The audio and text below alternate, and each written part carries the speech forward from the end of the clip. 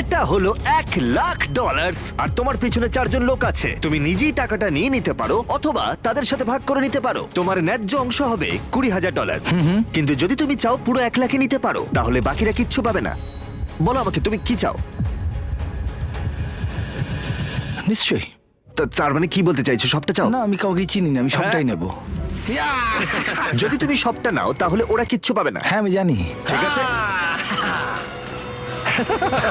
আমি অনেক পেয়ে গেছি, অন্যদের সুযোগ দেওয়া উচিত। কিভাবে এটা আমি রাখবো? হ্যাঁ, সব চলে যাবে। এই 4,000-এর মধ্যে তুমি কতটা চাও? 0। কি? মাত্র $4,000 বাকি আছে দেখে তোমার কেমন লাগছে? মানে মানুষটা সত্যি খুব লোভী। তোমার পরে দুজনের কেমন লাগবে বলে তুমি মনে করো? তাহলে আর 1,000 রইলো। আমি 500 নেব।